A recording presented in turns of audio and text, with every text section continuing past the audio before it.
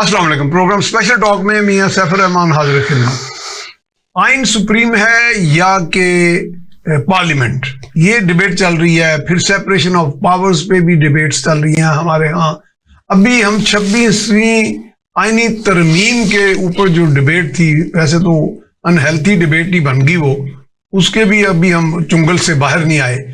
और फिर कानून की हुक्मरानी की बात की जाती है, तो कानून की हुक्मरानी जो है वो भी पाकिस्तान में शादो नाद ही आपको दिखाई देती है कहीं ना कहीं, क्योंकि बहुत से लोग ऐसे हैं जिनके पास कुछ ऐसे लीवर्स ऑफ पावर हैं, अदालती पावर कह लें, वकालती पावर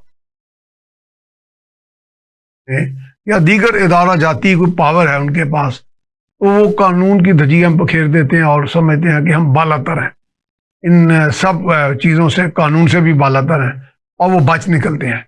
जिसके बारे में अब बहुत से सियाने लोग तो यही कहते हैं कि अमलन तो हज़ारों लोगों को अब इस्तिस्ना हासिल है। इसी तरह हमारे कुछ ऐसे मिलिटेंट हजरात हैं जो ये काम कर दिखाते हैं और वो कानून से बालातर होकर ना कोई गवाहियाँ आती हैं, ना अदालतें उन्हें आसानी से सजाएं देती हैं। तो आज हमने इस अहम मौजू पर बात करने के लिए अपने यहाँ मदऊ किया है, सीनियर एडवोकेट हैं जनाब राना नदीम साबर साहब। राना साहब, हम आपको वेलकम करते हैं। अच्छा राना साहब, ये बात जब कही जाती है कि आइन बड़ा है या पार्लियामेंट, तो आइन को तो पार्लियामेंट बनाती है, खालक जो है जी खालक बड़ा होना चाहिए या मखलूक बड़ी होनी चाहिए?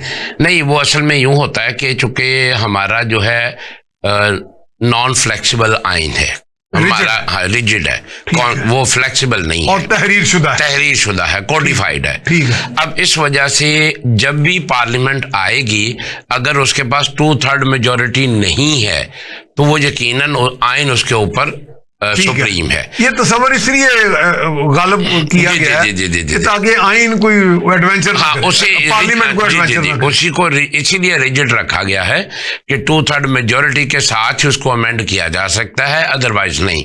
तो जिस चीज को आप अमेंड नहीं कर सकते उसमें यकीनन वो सुप्रीम है। और जब आपके पास 2/3 मेजॉरिटी किसी इशू पर होगी तो फिर पार्लियामेंट सुप्रीम है, क्योंकि वो उसको अमेंड कर सकती है। तो ये एक ही चीज के लाजिम व मलजूम है। और डेमोक्रेसी में तकरीबन जो, वैसे तो हमारी कंट्रीज में शेयरिंग ऑफ पावर की बड़ी बात की जाती है, शेयरिंग ऑफ पावर तो हमारी कंट्री में है नहीं, हम तो बैलेंसिंग ऑफ पावर करने की कोशिश कर रहे हैं। ये आपने बड़ा अच्छा कंसेप्ट दिया। तो वो बैलेंसिंग ऑफ पावर का ही एक मामला हो सकता है, क्योंकि जब तक एग्जेक्टिव जो हैं वो पार्लियामेंट से होंगे तब तक आप शेयरिंग ऑफ पावर नहीं कर सकते। वो तो पार्लियामेंट और एग्जेक्टिव तो वो आपस में वो एक ही एक ही चीज, एक ही थाली के चट्टे बटे। हाँ जी, एक ही चीज है। तो वो उसके अंदर मर्ज हो रही है, वो उन्हीं में से हो रहा है जिसकी जो स्ट्रेंथ ज्यादा है उसकी गवर्नमेंट बन रही है, उसी की सारी एडमिनिस्ट्रेशन है।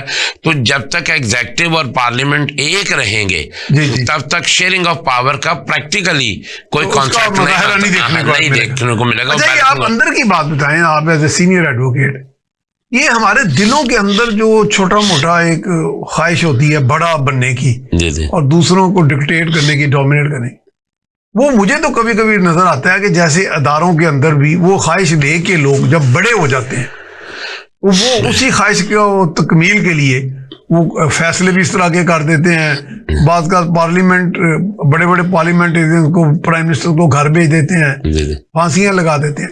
ये उसके पीछे ये चीज कार फरमाए या कानून की हुक्मरानी है? नहीं, असल में आपने बड़ा बेहतरीन ऑब्जर्व किया, मैं उसको बिल्कुल सेकंड, जैसे भुट्टो केस में कहते हैं। जी बिल्कुल ऐसे ही हुआ। जज साहब नाराज थे उनसे, नफरत करते थे। बिल्कुल ऐसा है। असल में प्रॉब्लम ये है कि वो सुकरात ने भी कहा था कि कानून जो है ना वो तो अमीर के लिए और है, गरीब के लिए और है। अफलातून ने कहा था कि ये मकड़ी का जाला है अमीर के लिए, वो जब मर्जी उसको तोड़ के निकल जाता है। बेसिकली अदालत जो है उसने जब भी किसी केस का डिसीजन करना है उसने एविडेंस देखना है, वो डायरेक्ट है या सर्कमस्टांशियल है या क्या उसकी पोजीशन है। तो हमारे यहाँ माइट इज राइट बहुत ज्यादा है, उसकी 2-3 वजूहात है। अगर हम हिस्ट्री में जाके देखें तो 1947 में पाकिस्तान बना, 1958 तक हमारे पास कोई कॉन्स्टिट्यूशन नहीं था। वो 56 तक नहीं था। तो वो जो 9-10 साल जो गुजरे उसके अंदर कोई institutional balance of power, sharing of power या कोई उसके अंदर कोई ऐसी चीज मैकेनिज्म नहीं था। हर इंस्टीट्यूशन ने अपनी पावर अपने तरीके से उसको एक्सरसाइज किया। अब जब 56 में कॉन्स्टिट्यूशन आया तो 58 में एब्रोगेट हो गया। हमारी जो कॉन्स्टिट्यूशनल एज है ना वो बड़ी थोड़ी है। उसके बाद सेकंड कॉन्स्टिट्यूशन आया, वो एब्रोगेट हो गया। 73 में आया तो 75 में एब्रोगेट हो गया। 11-12 साल जनरल ज़िया हक साहब रह गए, फिर परवेज मुशर्रफ साहब रह गए। तो वो एक जो हुआ भी ये है कि प्रैक्टिकली हम जो देखते हैं ना, हम उसके ही गर्विदा हो जाते हैं। हमने अपनी कंट्री में माइट इज राइट को होते हुए बड़ा प्रैक्टिकली देखा है। इसलिए जब मैं माइट जरूरी नहीं है कि सिर्फ पार्लियामेंट की हो, वो किसी की भी हो, अदालतों की भी हो, अदालतों की भी हुई। और ऐसा हुआ 58(2)B को अदालतों ने भी एक्सरसाइज किया।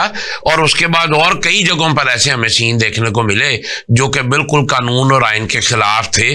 चूंकि हम तो अल्हम्दुलिल्लाह वकील हैं, हम इस बात को समझते हैं कि कहां पर अब्यूज ऑफ पावर हो रहा है। मगर हमारे यहाँ लोग जिस पॉलिटिकल लीडर को फेवर कर रहे होते हैं, जिसके फॉलोअर होते हैं, अगर उसकी फेवर में कोर्ट को चीज ले आती है तो वो फील नहीं करते कि ये लीगैलिटी हो रही है या अब्यूज ऑफ पावर हो रहा है। तो ये जो एक हमारी एक तरह से आदत या तरबियत बन गई, या जो देखने से जब आप पसमानदगी में हो, आप कमजोर हो, आपको दबाया जा रहा हो, तो जैसे ही आपके पास इख्तियार आता है तो आप कहीं ना कहीं उसका बदला किसी ना किसी से जरूर निकालते हैं। अच्छा, हमारे आइन और कानून का जो माखुज है वो इस्लामिक तालीमात हैं या भारत का आइन है? नहीं, असल में देखें जी, हमारे लॉ में कैन कुड का वर्ड नहीं है। लॉ में दो चीजें, दो वर्ड यूज होते हैं, एक शेल और एक मे। शेल से मुराद है कि जो मैंडेटरी है, ये लाजमी है, और मे से मुराद है जहां कोर्ट डिस्क्रिशनरी पावर यूज कर सकता है। तो कॉन्स्टिट्यूशन में लिखा है Islam shall be the state religion, और ये कहा गया कि कोई कानून इस्लाम से जो मुतसादिम है वो नहीं बनेगा। कॉन्स्टिट्यूशन से ऑटोमेटिकली नल एंड वॉइड हो जाएगा, नल एंड वॉइड ऑटोमेटिकली। मगर ये सिर्फ लिखने की हद तक है, हमारे अमलन नहीं है। जैसे सूद है, सूद को देख लें आप, फैमिली लॉस को देख लें, आइली कवानीन, हाँ वो बेशुमार इस्लामी कवानीन से बहुत मुतसादिम है, बहुत मुतसादिम है। बड़ा अच्छा आपने पॉइंट दिया। अब देखो ना, इस्लाम के अंदर बास लोग तो कहते हैं 4 शादियां, बल्कि अगर हम उस आयत को सूरह अल-माइदा में गौर से पढ़ें तो अल्लाह ताला ने फरमाया कि 2-2, 4-4, 4 नहीं कहा। अच्छा, ठीक। तो जब आप किसी से कहते हैं ना यार मैं तुम्हें 1000 बारी बुलाया, तो इट डजंट मीन के 1000 टाइम आप उसका बुलाया। हाँ, ये तो एक मुहावरा है। तो जब 2-2, 4 का मतलब है तो इसकी मुझे ये समझ आती है कि ये 4 की लिमिट नहीं है। चलिए अगर 4 भी मान लिया जाए, 4 भी मान लिया जाए तो उन 4 को करने की कोई शर्त नहीं है। मगर हमारे आइली कवानीन सारे एंटी इस्लामिक तो कहते हैं कि एक से ज्यादा अगर आप करेंगे तो वाइफ की परमिशन लेंगे, यूनियन काउंसिल में जाएंगे, वो इतना एक लंबा प्रोसीजर ये भी है कि अगर डिवोर्स हो जाए, हाँ जी, तो फिर आप रीमैरी कर सकते हैं विदाउट वो इस्लामिक तो इस तरह की बहुत सारी। फिर हमारे यहाँ जो डिसोल्यूशन ऑफ मैरिज का प्रोसीजर है वो भी कहीं ना कहीं कंट्रेरी टू इस्लाम है। तो इसलिए ये प्रैक्टिकली तो हो रहा है, जबकि आइन में लिखा कि ऐसा नहीं होगा।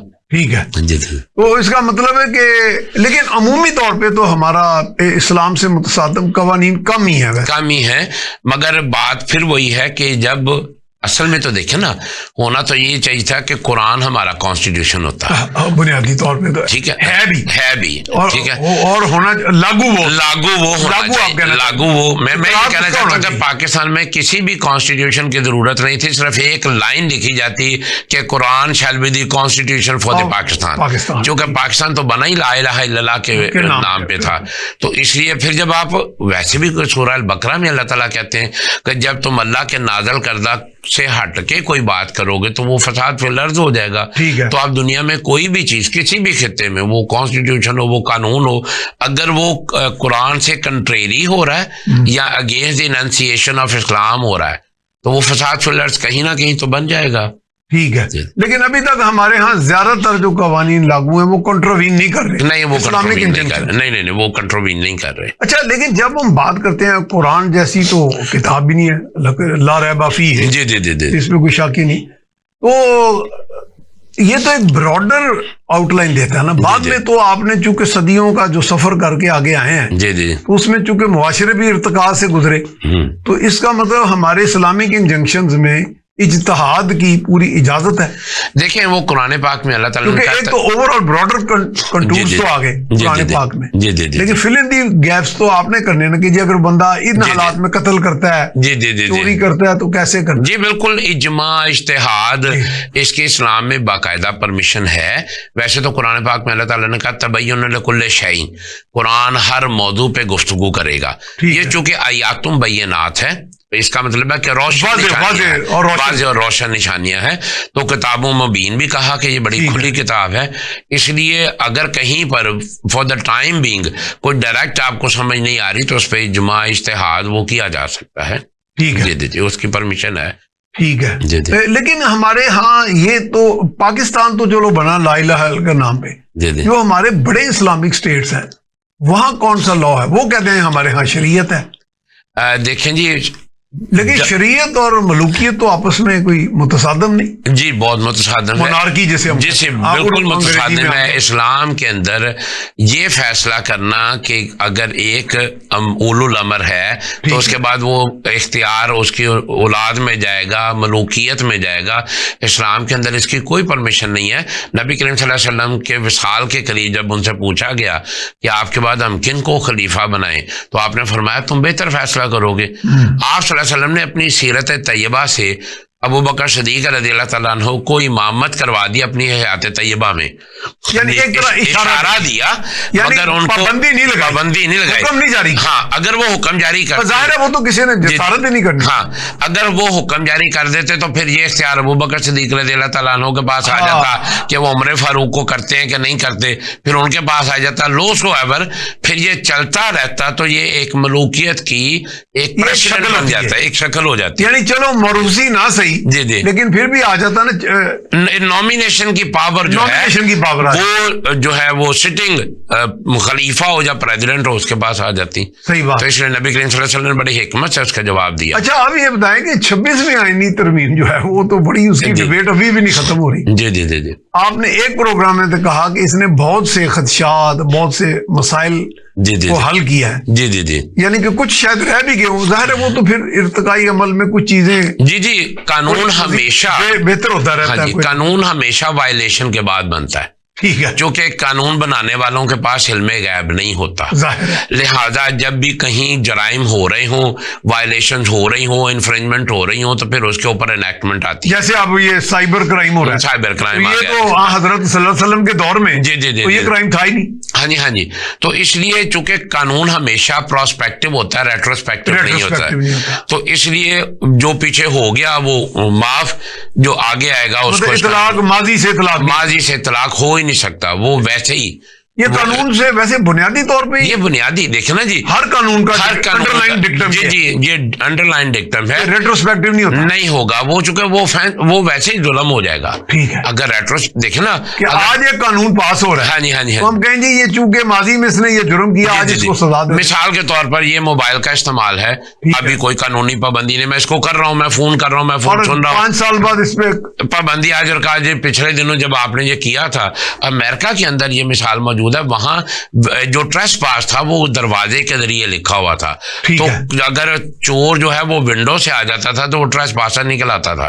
ये बाद में अमेंडमेंट की गई कि भाई उसमें विंडो भी ऐड कर दें, चूंकि एक चोर आ गया विंडो से, उसने कहा जी मैंने तो ट्रेस पासिंग नहीं की, मैंने दरवाजे को ना लर्किंग की है ना मैंने उसको ब्रेक किया। अच्छा, नहीं आपने अचानक मुझे याद करा दिया, चूंकि लॉ पे हम बात कर रहे हैं। जी जी, ट्रेस पासिंग में कुछ लोग तो ये कहते हैं कि अगर आप गोली भी मार दे ट्रेस पासर को, हाँ जी हाँ जी, वो ये कैसे लॉ ये है कि या तो आप फिर इंटेंशन उसके कोई साबित करें। हाँ जी हाँ जी, ये गन थी या ही वाज, हाँ, ये राइट ऑफ प्राइवेट, जी जी, ये राइट ऑफ प्राइवेट डिफेंस है, जो ताज़ीरात पाकिस्तान में पाकिस्तान पीनल कोड में खुद इख्तियारी, उसके अंदर ये नहीं है। ये कौन सा सेक्शन? ये सेक्शन 96 to 100 पीपीसी है, हाँ जी, ताज़ीरात पाकिस्तान। ठीक है, तो उसमें यह है कि अगर देखें एक एम्प्टी हैंडेड बंदा आपके घर में आ गया है या ट्रेस पास कर रहा है कहीं पे भी, और आप इंटेंट नहीं लग रहा ना आपको मारने का, ठीक है, तो आप उसको डरा करके सीने पे फायर मार देते हैं उसके वाइटल पार्ट पे या विसरा पे,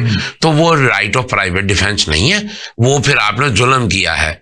फिर आप उसे टांग में गोली मारें, उसको डंडा मारें, उसको काबू करें। तो मतलब यह है कि ट्रेसपासर का जो बॉडी लैंग्वेज या जो उसका वेपन या जो उसका एक्ट है उसके मुताबिक आपको प्राइवेट डिफेंस करने की परमिशन है। ये नहीं है कि एक बंदा दीवार फलांग रहा है, आप उसकी गलबड़ी को गोली मार के कहें जी मैंने अपना। लेकिन मुझे एक बड़े सीनियर लॉयर बता रहे थे कि सडन प्रोवोकेशन, जी जी, आप किसी वजह से आप कोई अपने अजीज रिश्तेदार या खास तौर पे खवातीन के हवाले से जो गैरत के मसले हैं, जी जी जी, वो बाज़ औक़ात मैंने एक दफ़ा पिंडी जेल विजिट की तो एक साहब की शादी नई हुई थी, उन्होंने अपनी वाइफ को किसी ऐसी हालत में देखा तो जी जी, सडन प्रोवोकेशन से उन्होंने फायर कर दिया, जी जी जी, and she died on the spot. जी जी जी। वो कहते हैं इसमें कोई कोर्ट्स फिर लीनिएंट व्यू लेती हैं? नहीं, सडन प्रोवोकेशन में अगर गैरत का मामला ना हो, अब जो लेटेस्ट पोजीशन है उसमें अगर ये मैं पुरानी बात कर, हाँ ये पुरानी बात है। अब इसमें कोई, अब इसमें ये अथॉरिटी आ गई है कि अगर सडन प्रोवोकेशन में गैरत के नाम पे मर्डर हुआ है तो वो कंपाउंडेबल नहीं रहेगा। अच्छा, that is offence against the state, not a private person. उसमें दो लोग फरीक उसको माफ नहीं कर सकते, वो नहीं माफ नहीं कर सकते। हाँ, हम उसको राजीनामा कहते हैं जिसे हम कंपाउंडेबल कहते हैं। तो जो मर्डर है कॉमन मैन समझ कि राजीनामा उस पे नहीं हो सकता क्योंकि वो रियासत के, जी जी, वो कहते हैं ये ऑफेंस अगेंस्ट द स्टेट है, ठीक है, ये अगेंस्ट द पर्सन नहीं रहा। अब और अगर गैरत के अलावा किसी भी ऑफेंस में अगर सडन प्रोवोकेशन हुई हो तो उसमें लेसर सेंटेंस होता है अगर ऑफेंस प्रूव हो जाए तो, ठीक है। अच्छा, स्पेशल कोर्ट्स के बारे में आ जाते हैं, जैसे मिलिट्री कोर्ट्स का आजकल चल रहा है। जी जी जी। इमरान खान के दौर में सनसेट क्लॉज लगा के जी जी जी, तो मिलिट्री ट्रायल्स हुए सिविलियंस। जी जी बिल्कुल ऐसे ही ऐसे। तो क्या अब खैर मैटर सब जुडिस में नहीं, शायद इस पे कुछ बात मैं उसमें सिर्फ इतना ही कह सकता हूं, प्रिंसिपल को बात कर, इन प्रिंसिपल में वैसे हम डिबेट मैटर सब जुडिस है। हाँ, मैटर सब जुडिस है, आला तरीन अदालत में है वो। जी बिल्कुल, वो मौजूद है, इसलिए हम उस पर बात नहीं कर सकते। हम ये जरूर कह सकते हैं कि ये चूंकि इससे पहले हो चुका है कई जगहों पर, इससे पहले कई गवर्नमेंट्स में ऐसा हो चुका है, तो अब देखें कोर्ट उसका क्या फैसला करती है। ठीक है, ठीक है। यानी आप कह रहे हैं कि सनसेट क्लॉज की भी एक प्रेसिडेंट मौजूद है? जी जी जी मौजूद, जब हमारे यहाँ हुआ। जी जी जी, ऐसे ही ऐसे ही। लेकिन वैसे पर्सनली आप क्या समझते हैं कि अच्छा हमारे यहाँ, चले ये छोड़ देते हैं बाकी, चूंकि मैटर सब जुडिस है, ये फिर उस डिबेट में अब चले। जी जी जी जी। लेकिन बहुत से ममालिक में ये ऐसा रहा कि जहाँ पे इस तरह के हीनस क्राइम्स होते हैं, लोग आके बलवा करते हैं, जी जी, लूट एंड आर्सन और प्लंडर और सारा। एक्चुअल होता ये है कि किसी भी कोर्ट में जो मिलिट्री है या उनकी फोर्सेस हैं, वो सिविल कोर्ट्स में, बेशक हाई कोर्ट है, सुप्रीम कोर्ट, वो एज ए मुद्दई तो आ सकती है, वो एज ए मुद्दई आ तो सकते हैं, मगर एक्चुअल उनके जो भी मामलात हैं वो इन कोर्ट्स की नॉर्मल कोर्ट्स, जैसे आप सिविल कोर्ट कह लेंगे, उसके जुरिसडिक्शन में नहीं आते। ठीक है, वो अपना उनकी जो अपनी वर्किंग जो है, तो इसलिए उनके अपने मार्शल लॉ कोर्ट्स होते हैं, अपनी प्रोसीडिंग्स होती है। तो फिर जब उनके अगेंस्ट ऑफेंस हुआ तो फिर उनको ही उधर डील करना चाहिए। हमारे यहाँ अगर हम उसको इस कोर्ट में ले आएंगे तो उस इंस्टीट्यूशन की बहुत सारी प्रॉब्लम जो है या मुश्किलात बढ़ जाएंगी और वो एक्सपोज हो जाएगा, मतलब अंडरमाइन हो जाएगा। और वो चूंकि एक बड़ा दिफा का मामला, हाँ दिफा का मामला है, का मतलब मामला है, उसको कॉम्प्रोमाइज नहीं किया जा सकता। मैं अपनी जात तक ये मेरी जाती राय है कि मेरी ओपिनियन में उनको ट्रायल करना चाहिए। बाकी कोर्ट्स तो बेहतर समझते हैं, वो जो फैसला करेंगे। मेरी ओपिनियन में ये है उसके आगे तो फिर जी जी जी जी बिल्कुल कोई भी नहीं बोल सकता। जी जी जी। अच्छा, अब आ जाते हैं जो बड़ा कंट्रोवर्शियल आजकल बड़ी बहस चल रही है, डिबेट, वो पीका एक्ट है। हाँ जी हाँ जी। उसमें वैसे तो हमारे यहाँ डिफेमेशन लॉज भी हैं। जी जी।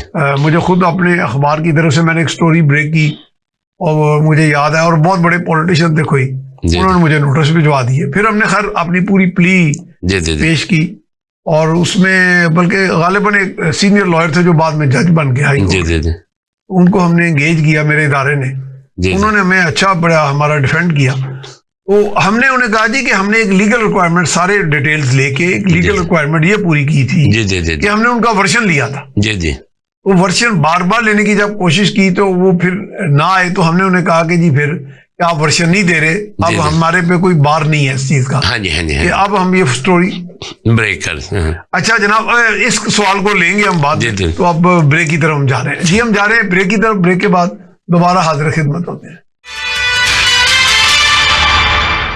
जी, ब्रेक के बाद हम आपको खुशामदीद कहते हैं। हमारे साथ मौजूद हैं सीनियर एडवोकेट राना नदीम साबर साहब, और हम जो डिबेट्स आजकल करंट डिबेट्स हैं आइन और कानून और इसके मतलब उसके बारे में गुफ्तगू कर रहे हैं। तो राना साहब, ओवर टू यू, आप बता रहे थे। बात असल में ये हो रही थी कि इन सारे मामलात के अंदर जहाँ हम ये कंट्राडिक्शन देखते हैं, लोगों की ये प्रॉब्लम्स देखते हैं या लोगों की ये ओपिनियन देखते हैं, वो बेसिकली एज पर लॉ नहीं होती। हमारे यहाँ एक दूसरा बड़ा प्रॉब्लम है कि किसी भी इंस्टीट्यूशन को डिसाइड करने के लिए जब आप अदालत में जाते हैं तो अदालत में उसमें एविडेंस देखना है। अब यहाँ चूंकि इंस्टीट्यूशन जो है वो सेंसिटिव टू द डिफेंस है, उसकी जो पोजीशन है वो बड़ी सेंसिटिव है, तो उस हिसाब से मैं समझता हूँ कि वो वैसे तो कोर्ट ने जो फैसला करना है वो बेहतर करेगा, हम उसको नहीं कह सकते। हाँ, अलबत्ता मेरी जाती ओपिनियन में यह है कि अगर वो उनको डिसाइड उनके पास ही रहे तो बेहतर है। अच्छा, लेकिन बात कहते हैं जैसे बड़ा फख्र करते हैं जी अमेरिकन के, हमारा सिस्टम ऑफ जस्टिस बड़ा है। वैसे तो ग्वांटानामो बे में तो अमेरिका का कानून ही नहीं चलता था। इस तरह मैंने एक इंडिया के होम मिनिस्टर का बयान पढ़ा जिसमें उन्होंने कहा जी कि these people should be brought to Indian justice. दुनिया में मुल्की जस्टिस भी होता है, जस्टिस के बुनियादी असूल और कवायद हैं वो तो आफाकी हैं। देखिए अब वो बात वैसे तो अपने मुल्क के रिक्वायरमेंट से ज्यादा होती है। हाँ जी। लेकिन ये कहना कि ब्रॉट टू इंडियन जस्टिस, नहीं, देखिए वो जो रिक्वायरमेंट है वो कानून है, वो इंसाफ नहीं है। इंसाफ नहीं है कानून और चीज है। ठीक है, कानून तो आपका एक प्रोसीजर है उसको प्रोसीड करने का या उसको सेंटेंस करने का। ठीक है, इंसाफ का मतलब ये है कि आपने जिसके साथ जो ज्यादती हुई उसका अजाला कर दिया जाए। ठीक है, अब वो अजाला करने का कानून में लिखा हुआ है कि इसका क्या है। फर्ज करें एक ऑफेंस की पाकिस्तान में सजा 7 साल है, किसी कंट्री में 3 साल है, या किसी में वो ऑफेंस है ही नहीं। देखिए कत्ल तो सारी दुनिया में ऑफेंस है। हाँ, वो सब में ऑफेंस है, मगर पाकिस्तान और चंद ममालिक में उसकी डेथ, उसका कैपिटल सेंटेंस है, उसकी डेथ पेनल्टी है। कई ममालिक में अब डेथ पेनल्टी नहीं है, कैपिटल नहीं है, लाइफ इम्प्रिजनमेंट है, कैपिटल नहीं है उसमें। ठीक है, लेकिन देखे ना, फ्रॉड है, फेलोनी है, हाँ जी, परजरी है, बल्कि अगर हम अब्रॉड में सारे यकसा ही है। हाँ, मगर गांव का और ऑफेंस के तयन का शायद तरीका मुख्तलिफ है कि उसके सेंटेंस की पेनल्टी डिफरेंट है। अच्छा, फिर यूं है कि मुख्तलिफ जगहों पे क्राइम डिफरेंट है। जैसे हमारे यहाँ फाइनेंशियल क्राइम का अभी तक जो है ना वो कोई इतनी वाइट कॉलर कहते हैं, ये कहते हैं साबित नहीं होते ज्यादातर। वो असल में इसीलिए तो ये वाइट कॉलर है ना। हमारे यहाँ कॉरपोरेट के अंदर जो ऐसे क्राइम हैं उनके लिए अभी कोई प्रॉपर एनेक्टमेंट मौजूद नहीं है। अच्छा, जितनी ग्रेप ये जो नैब लॉ वगैरह तो मौजूद है। आप देखें ना, नैब के अंदर अगर हम देखें तो प्ली बार्गेन में ये अच्छा खासा बार्गेन तो मतलब है, मैं तो समझता हूँ। मैंने पूछा था जी मेरे साथ एक दफा चेयरमैन नैब थे जो मेरे साथ चाय पी, उन्होंने एक जगह 1-on-1 बैठे थे, हाजिर सर्विस थे मेजर जो कमरुज़्ज़मा साहब। तो मैंने कहा, उन्होंने कहा कि जी मैं आपके कॉलम पढ़ता हूँ, मेरी ख्वाहिश थी मिलने की। मैं कहा चला गया। मैंने कहा अच्छी बात है। तो मैंने कहा जी ये प्ली बार्गेन क्या चीज है? मेरी नजर में, मेरी नाक़िस इल्म के मुताबिक ये तो बंदा कह रहा है जी मैंने जुर्म का इर्तिकाब किया, हाँ जी, तो मुझे माफ कर दें, इतने पैसे ले लो। हाँ जी। अब देखें ना, एक आप क्या समझते हैं, प्ली बार्गेन गलत चीज है? ये गलत चीज है। देखिए उसका जो ऑफेंस वॉल्यूम है वो बहुत हाई है। ठीक है, 2 अरब का फ्रॉड किया और वो 50 लाख 1 अरब 1 करोड़ तो वो दे के फारिग हो जाता है। इसका मतलब है कि आप उसे ऑफिशियली रिकमेंड करते हैं कि ये जो बकिया का वॉल्यूम ऑफ ऑफेंस है ये तुम्हें अलाउ हो गया। ये इंसदाद बदनुवानी के जो कवानीन है आलमी जी दूसरे मुल्कों में, उससे कंपेयर करें तो वहां क्या है? वैसे देखिए वहां पे तो जब ऑफेंस होगा तो वो फिर सेंटेंस होता है। नो प्ली बार्गेन ये पाकिस्तान में वाहद कॉन्सेप्ट आया कि प्ली बार्गेन रख दिया। उसमें उन्होंने लोगों की सेटिस्फेक्शन के लिए कहा कि ये एक्विटल नहीं होगा, ये सेंटेंस्ड होगा। मगर एक बंदे ने 2 अरब का फ्रॉड किया, आप उसे 1 अरब लेके 1 अरब उसे लीगल कर देते हैं और उसको घर भेज देते हैं बाइज्जत तौर पे। बड़ी तो ना लेकिन बाइज्जत भेज देते हैं। तो अब वो क्या हुआ कि फर्ज करें उसने तो 1 साल में 2 साल में 1 अरब रुपया कमा लिया, जो पाकिस्तान में लोगों की तरह 35,000 है। वो तो सदियों में 1 अरब नहीं कमा सकता। तो इसका मतलब है कि आप जब जुर्म को गर्दन से नहीं पकड़ते तो आप जुर्म करने की तरवीज करते। इन वे ये जुल्म कर रहे हैं, ये जुल्म मुआशरे के साथ। हदीस मुबारक है कि बेहतरीन जहाद तो जाबिर सुल्तान के सामने ही कलमा हक है ना। ठीक है। तो वो कलमा हक किसी ये नैब में तो वही लोग आते हैं जो कहीं ना कहीं सुल्तान है, हाँ, कहीं ना कहीं हाकिम है, कहीं सरबराह हैं, कहीं वो पब्लिक सर्वेंट है। तो जब आप उनको पता हो कि मैं प्ली बार्गेन में जाके मैं वो क्लियर हो जाऊंगा तो फिर इसमें 2 सवाल जन्म लेते हैं कि वो will they still remain the convict to plea bargain? जी वो कानून के निगाह में कन्विक्ट कहलाएगा, वो कन्विक्टेड होगा, वो सजा याफ्ता कहीं पे आपको डिक्लेयर करना पड़े। हाँ, तो वो सजा याफ्ता के लिए। जी वो बाहर के ममालिक में तो बहुत है। हाँ, कि have you been a convict. हाँ, यहाँ आप कोई एक्स कॉन तो नहीं है, वहां ये लफ्ज बोला। जी तो कई कहते हैं yes I have been an ex con. जी मैं एक साथ, हाँ, ये कन्विक्ट होगा, ये एक्स कॉन कहलाएगा, क्योंकि ये एक्विटल में नहीं आता, ये डिस्चार्ज में नहीं आता, ये कन्विक्शन में आता है। मगर देखे ना आजकल तो एक बड़ा आसान काम है ना, एक आदमी ऑफेंस करे, प्री बार्गेन करे, प्ली बार्गेन करके उसके बाद वो अरबों रुपया लेके घर बैठ जाए, फिर उसका बेटा, उसकी बहन, उसकी बीवी कोई ना कोई उस सियासत में आ जाता है और फिर अगली प्ली बार्गेन का स्कोप बन जाता है। अच्छा, पहले मैं थोड़ा टेक्निकल टर्म्स बोलूंगा, फिर अवाम को भी समझा लेंगे। ये ओपीपी और ओपीडी जी दुनिया में क्या कानून चल रहा है? चाहे इंसदाद बदउनवानी हो या कोई कानून हो, जी उसमें onus lies on the ons on the prosecution. हाँ, ऑनस ऑफ लेकिन यहाँ वो कहते हैं ओपीडी है हमारे नैब कवानीन में। हाँ, नैब डिफेंस साबित करे कि मैंने जुर्म नहीं किया। ये गलत है, ये गलत है। कानूनी तौर पे बुनियादी जो प्रिंसिपल है लॉ का या जस्टिस का, जी उसके ये बरक्स है होना ओपीपी है। हाँ, कि यानी ons of prove on the prosecution, यानी कि इस्तगासा साबित करे कि जुर्म हुआ, रियासत साबित करे कि जी मैंने इस पे इल्जाम लगाया और इसने ये जुर्म किया, ये शवाहिद है। हाँ, इंटरनेशनली जो मुल्ज़म है वो तो डिफेंस करेगा, ठीक है, इसीलिए मुल्ज़म के वकील को डिफेंस काउंसिल कहा जाता है। ठीक है, उसने एक्यूजेशंस को डिफेंड करना है कि ये प्रॉपर है या गलत है या क्या है, सब्सटेंशिएट करना है प्रोसिक्यूशन ने करना है। मैंने इस पे इल्जाम लगाया, सबूत ये है। हाँ, इस्तगासा ही वो एविडेंस देगा। हमारे यहाँ तो ये इसके बिल्कुल बरक्स नहीं, इसके बिल्कुल बरक्स उन्होंने किया गया। तो इसकी तो दुनिया में नजीर ही नहीं मिलती। देखिए, एक तो नजीर नहीं है, दूसरे ये किसी भी बंदे को रुसवा करने का बेहतरीन तरीका है, इल्जाम लगाना। हाँ, तो उसे को भी साबित कर, तुम मुझे नहीं कर। अब देखिए, जैसे थोड़ी देर पहले आपने पीका की बात की, तो पीका में ये है कि अगर किसी ने गलत खबर फैला, पीका में भी ओपीडी है, उसमें नहीं, उसमें ओपीपी है, ओपीपी है, बल्कि वहां पे तो यहाँ तक कह दिया कि फर्ज करे आप प्राइम मिनिस्टर हैं और मैंने कोई आपको कहीं पर झूठी खबर लगा दी, डिफेम कर दिया, तो जो ऑफिस बेरर है या जो एग्जेक्टिव है उसने सिर्फ एक एफिडेविट सेंड करना हाई कोर्ट में, बस उस एफिडेविट के बाद वो affidavit is sort of an FIR एक तरह, और एक और ये तो इस लिहाज से बड़ा नहीं, वो सीरियस कानून है, यकीन करें। उसके बाद अगली बात सुने कि ना तो उसने कोर्ट में आना है प्रोसिक्यूशन करवाने के लिए, अच्छा, ना उसने एफिडेविट दे के बख्शा गया, वो तो उसके बाद उसने एविडेंस भी नहीं देने आना, भुगतेगा वो बेचारा जिसके खिलाफ। हाँ, और वो जो है ना रिकॉर्डिंग ऑफ एविडेंस भी नहीं होना उसमें। तो क्या होगा? सीधी बस वो सिर्फ एक एफिडेविट पे कैसे मुझे रुसवा किया, ये बड़ा। तो कोर्ट की तो डिस्क्रेशन होती है, वो कहाँ जाएगी? नहीं, वो यही तो हम कह रहे हैं, एफिडेविट एविडेंस भी है, वही एविडेंस, फाइनल एविडेंस, वही प्रोसिक्यूशन है, क्रॉस एग्जामिनेशन भी है, वो सारा कुछ एग्जामिनेशन। इससे पहले हम जिन चीजों को हम समरी ट्रायल कहते थे, बैंकिंग में कहते थे या ऑर्डर 37 में कहते थे, जो निगोशिएबल इंस्ट्रूमेंट्स हैं, ये तो उससे भी बढ़ के हो गया ना।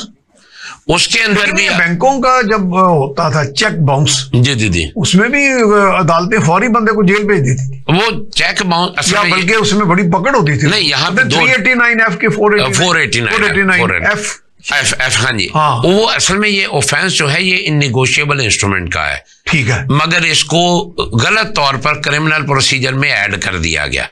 अच्छा, इसके ऊपर भी चेन ऑफ अथॉरिटीज हैं कि इसका तो सेंटेंस ही 3 साल है, और कानून के मुताबिक 3 साल तक की सजा के जो जराइम है वो बेलेबल ऑफेंस है, वो बेलेबल है। और लेकिन इसको वो मैंने नॉन बेलेबल जज साहब को मिला, मेरा एक दोस्त था, उसका मसला था, जज साहब ने कहा फिक्री को बात ही नहीं। हाँ जी, उन्होंने हमें चैम्बर में मिले, उन्होंने उसको कहा कि देना के नहीं पैसे। वो जैसे इंग्लिश में मैं उसका I am not party to that, लेकिन मैंने उसको करीब से देखा इस हाँ जी हाँ जी हाँ जी, जैसे इंग्लिश में तो उसने बंदे ने पता नहीं वो उसी डर से दे दिए। जी जी जी जी अगर जायज था, अगर अपनी जगह वट अगर कानूनी तरीका नहीं, कानूनी तरीका नहीं है।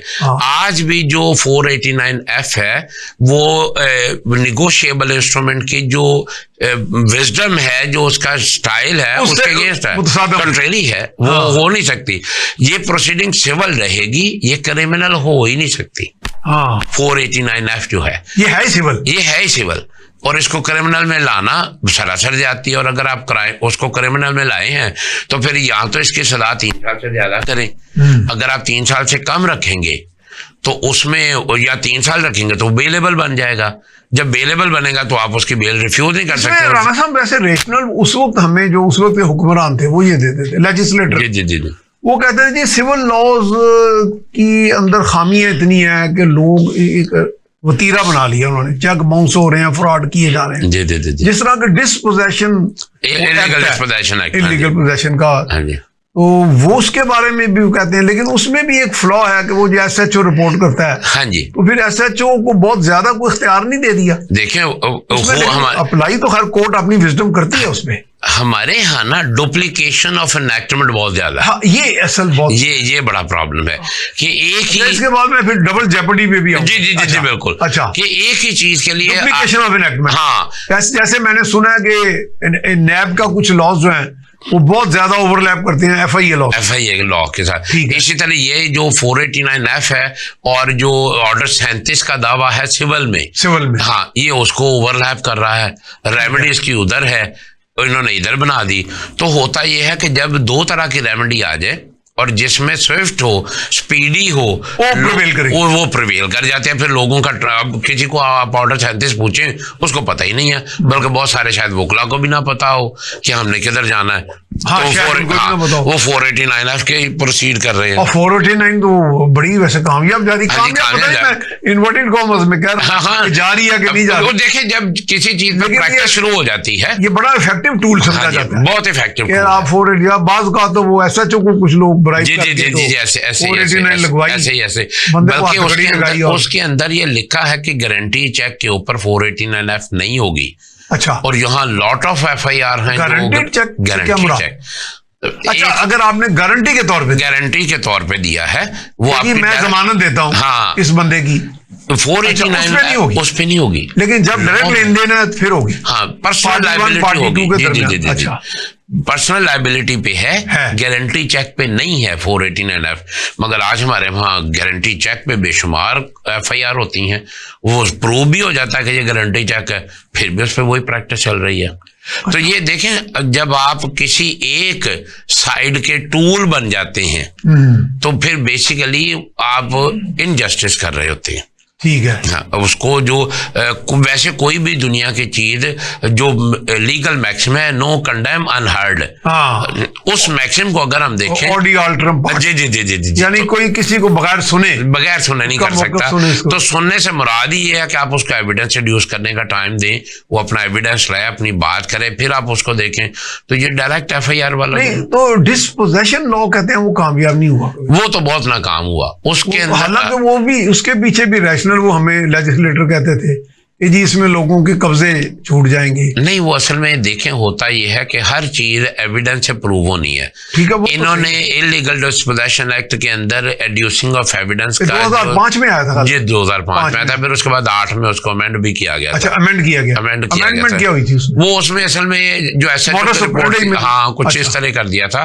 तो उसमें SHO ने रेवेन्यू का रिकॉर्ड सबमिट करना होता है कोर्ट। ठीक है, वो पटवारी से कंसल्ट करता है और वो ठीक है। अच्छा, वो अब एक और वो ये भी बताता है कि ऑन द स्पॉट ये काबज है। हाँ, उसने ये बताना, उसने अपनी रिपोर्ट में बताना है, मगर वहां पे फिर ब्राइब हो जाती है। हाँ, वो तो रिपोर्ट्स गलत आ जाती हैं। तो और अगली बात यह है कि ये जरूरी नहीं है कि जो ओनर हो उसका रिकॉर्ड रेवेन्यू में मौजूद हो। और ये भी जरूरी नहीं है कि पटवारी वो ओरिजिनली फाइनल रिकॉर्ड ही दे रहा है, या तो फिर ये हो ना कि आप उसके साथ कोई ऐसी प्रोविजन बना दें कि अगर पटवारी ने रिकॉर्ड गलत दिया तो उस पर लग जाएगा। जी जी, इस तरह हो। मैंने पटवारियों को देखा है पैसे लेके लाखों रुपया फर्दों में लिखते हुए कि कोई अमर माने नहीं है। हाँ जी, हाँ जी, जबकि होता है, जबकि होता है, स्टे ऑर्डर होता है, रेस्ट्रेनिंग ऑर्डर होता है, वो लिखता है। ये करते क्या है कि पटवारी बाद में पकड़े गए। स्टे ऑर्डर जब आता है तो इसको कच्ची पेंसिल से वहां पे नोट कर लेते हैं। इनकी अपनी मेमोरी में रहता है, मगर जब मर्जी चाहे अरेज कर दे। तो करप्शन तो फिर इस तरह बहुत हो जाती है। जब इस तरह की करप्शन आती है वो इंसाफ की राह में सबसे बड़ी रुकावट, सबसे बड़ी रुकावट। इसमें मतलब डिस्पोजेशन वाला वो काम, वो बहुत इनइफेक्टिव रहा। वो उसमें कोई भी अभी तक हो ही नहीं सका मामला। पहले किसी जमाने में जो एग्जीक्यूटिव डिस्ट्रिक्ट मजिस्ट्रेट होते थे, जी, डिप्टी कमिश्नर होता, जी, या कलेक्टर भी होता, जी, ऐसे उसके पास ये इख्तियार होता था कि कब्जे में कुछ नहीं। अब देखिए ना, मसला ये है कि जब आप वो पावर्स तो वापस ले ली जुडिशरी ने ले ली, लेकिन यहाँ तो आपको आसानी से नहीं मिलता। अभी भी सेक्शन 145 जो है वो स्पेशल जुडिशियल मजिस्ट्रेट के पास आप प्रोसीड कर सकते हैं, जिसके तहत वो प्रॉपर्टी सील कर सकता है। प्रॉपर्टी सील जी, बिल्कुल, वो प्रॉपर्टी सील कर सकता है। अगर वहां पे लॉ एंड ऑर्डर की कोई पोजीशन बन रही है तो उसको वो जो है वो कंट्रोल कर सकता है, पुलिस डिप्लॉय कर सकता है। ये सारी प्रोसीडिंग है, मगर जो इनएक्टमेंट की ओवरलैपिंग है ना, वो अभी भी यहाँ पे मौजूद है कि आपने डिप्टी कमिश्नर के पास अगर आपने इंतकाल का मामला है, म्यूटेशन का, तो आपने इस्तेमाल में चले जाना है। अगर आपका पोजेशन का मामला है तो आपने सिविल में आ जाना है। अगर ये है तो इलीगल डिस्पोजेशन में एक्ट में चले जाना है। तो ये इतनी ओवरलैपिंग और मल्टीपल डुप्लीकेशन ऑफ एनैक्टमेंट है कि चीजों को प्रॉपरली वो कवर नहीं कर पाते। लेकिन ये तो फायदा देती है एहलकार को। जी, जाहिर है आपको नहीं मिलता। जी, एहलकार को तो फायदा, एहलकार फिर उस तरह का कानून निकाल के अप्लाई कर देते हैं। जी, ऐसे तो ये यानी कि उस तरह। अच्छा, पीका एक्ट की जब हम बात करते हैं तो इजाला हैसियत उर्फी, जी, डिफेमेशन के जो लॉज थे, हाँ जी, वो नाकाफी थे आपके ख्याल? वो आज भी मौजूद हैं और उनके ऊपर भी लोगों की प्रोसिक्यूशन होती रही है। असल में हमारे यहाँ होता क्या है कि जो लॉ एग्जिस्टिंग हो, प्रिवेलिंग हो, हम जल्दी से उस पे अमल दरामद करने के बजाय एक और लॉ बना दिया। उसकी मिसाल तो आपका एंटी करप्शन एक्ट 1947 है। जी, बिल्कुल ऐसे ही। उसके बाद चार FI एक्ट आया, स्पेशल पुलिस एस्टैब्लिशमेंट आई, नैब आई, एहतसाब ब्यूरो आया। अब लॉ बनाने के लिए दो चीजें जरूरी हैं। या तो आप जनरल और स्पेशल लॉ को डिफरेंशिएट जब करेंगे तो उसके अंदर फिर सेविंग क्लॉज देंगे, या उसकी आप जो प्रीवियस प्रोसीडिंग हो चुकी है उसके लिए कोई नया लॉ बनाएंगे, या उसको आप टर्न डाउन करेंगे। तो ये सारी चीजें जब एक लॉ चल रहा हो उसके साथ एक दूसरा लॉ आप ला के खड़ा कर दें, उसके साथ तो आप उसको मैच ना करें, उसका प्रोसीजर डिफरेंट हो, दूसरे का प्रोसीजर डिफरेंट हो, तो वो एक अजीब सी खिचड़ी पक जाती है। खुद बाज़ का ऐसा भी होता है कि कोर्ट्स को समझ नहीं आ रही होती कि मैं इसको लेके किधर चलूं, वो कला भी कंफ्यूज होते हैं। ठीक है, तो ये फिर इस तरह नहीं होना चाहिए। एक मैटर पर, एक सिस्टम पर एक लॉ होना चाहिए, उसमें इम्प्रूवमेंट आप उसके अंदर अमेंडमेंट करें। जी, बिल्कुल, उसके अंदर अमेंडमेंट करें। हमारे यहाँ लॉ बहुत ज्यादा है, प्लेथोरा ऑफ लॉज है। हाँ जी, बेशुमार लॉ है। इसमें भी मैं काफी बोलता रहा हूँ टीवी पे, इतने लॉ बनाए, एंटी करप्शन एक्ट आया पाकिस्तान बनते ही 47 में, हाँ जी, फिर स्पेशल पुलिस एस्टैब्लिशमेंट बना, जब आपके पास फिर FI एक्ट आ गया 1974, जब PPC में 166 165 मौजूद है, वो भी एंटी करप्शन के ऊपर थी। उसमें तो आम पुलिस को भी पावर। हाँ जी, बिल्कुल ऐसा था, प्रोसीड अगेंस्ट करप्ट पर्सन। हाँ जी। तो एक बाकायदा असल में होता यह है कि अपने लोगों को नवाजने का भी एक ये तरीका है कि एक अलग डिपार्टमेंट बना दिया जाए, फिर उस डिपार्टमेंट में अपने लोगों को लगा दिया जाए, तो वो एक सारा सिस्टम चल पड़ता है। जैसे हमारे पाकिस्तान में हाई कोर्ट्स के अंदर पहले एडवोकेट जनरल पंजाब जो होता था, उनके अंडर ही आते थे स्टेट काउंसिल और असिस्टेंट एडवोकेट जनरल। तो जो असिस्टेंट एडवोकेट जनरल या डिप्टी एडवोकेट जनरल थे वो सिविल मैटर्स में आते थे, क्रिमिनल में उन्होंने स्टेट काउंसिल रखे होते थे। ठीक है, फिर उसके बाद उन्होंने कहा कि नहीं, जब प्रोसिक्यूटर का एक डिपार्टमेंट, प्रोसिक्यूटर जनरल बना दिया गया, बट उसका तो बकायदा सेक्रेटरी भी था। हाँ, वो फिर पूरा सिस्टम बनाया, फिर वो पूरा सिस्टम उन्होंने बनाया। तो इस तरह करके ना वो एक पूरा कटा खोल देते हैं। वो फिर चलता रहता है और फिर उसके अंदर अगली चीजें आती रहती हैं। फिर यकीनी बात है आप एक नया कानून बनाएंगे तो फिर उसकी अपनी रिक्वायरमेंट आएंगी, फिर उसके अंदर और चीजें आ जाएंगी, फिर उसके रूल्स आ जाएंगे, फिर उसके रेगुलेशन आ जाएंगी। तो इसलिए हमारे यहाँ बहुत से कवानीन है, इसलिए वो लॉ और जस्टिस सही प्रिवेल नहीं करता। जी जी बिल्कुल, उसके अंदर रुकावट आ जाती है। हमने पिछले प्रोग्राम में अल्टरनेटिव डिस्प्यूट, जी जी, एडीआर, अल्टरनेटिव डिस्प्यूट, कुछ बताएं कि मेरा ख्याल है ये तो दुनिया में बहुत कामयाब जा रहा है कि इससे अदालतों पे बोझ भी कम हो जाता है। जी जी जी, और लोगों को एक तरह आप कह सकते हैं कि उनको दहलीज पर या इब्तदाई में जी जी जी जी एक इंसाफ हाँ, ये बेहतरीन कानून, किस्म की लिटिगेशन में नहीं, बेहतरीन कानून बनाया, अल्टरनेट डिस्प्यूट रेमेडी रेजोल्यूशन उसको। अब ये है कि चूंकि वो अल्टरनेट डिस्प्यूट रेजोल्यूशन है तो उससे ये बात से ही वादे हो रहा है कि वहां पर जाकर जैसे पुराने वक्तों में पंचायत होती थी या कोई इलाके के बड़े बैठ जाते थे, वो वही बात सुन के रिजॉल्व कर देते थे, हल कर देते हैं। तो अच्छा एक और भी बात है कि बाज़ का ऐसा होता है कि ऑफेंस हुआ है या किसी का कोई राइट इन्फ्रिंज हुआ है मगर वो प्रॉपरली एनेक्टमेंट में कवर नहीं हो रहा, तो उसको आप एडीआर में कवर कर सकते हैं, जैसे पुराने वक्तों में पंचायत में कवर हो जाता था। ठीक है, चूंकि बात चीजें नजर तो आ रही होती हैं कि ऑफेंस है, ठीक है, लेकिन साबित नहीं कर पाते, एविडेंस नहीं होता, बहुत सी चीजें उस तरह नहीं हो सकती। तो ये एक अच्छी रेमेडी है, एक तो ऑन द चीप रेट और कम वक्त में वो हो जाएगी। बहुत शुक्रिया जनाब राना नदीम साहब का, बड़ा वक्त निकाला, अभी भी इसमें बड़ी बातें हो सकती हैं माशाल्लाह। आज समझ आई है जी, प्रोग्राम इख्तिताम को पहुंचा कि कानून है क्या और we have a plethora of laws, यानी कवानीन का एक पूरा हमारे हाल इतनी भरमार है। तो कानून का असल मंशा तो इंसाफ देना है, तो हम चाहेंगे कि हमारे मुल्क में इंसाफ का बोलबाला हो और उसी के लिए उसी मंजिल की तरफ हम दिन रात गामजन रहें। इसके साथ ही मियां सैफ रहमान को इजाज़त दीजिए, अल्लाह ने के बाद।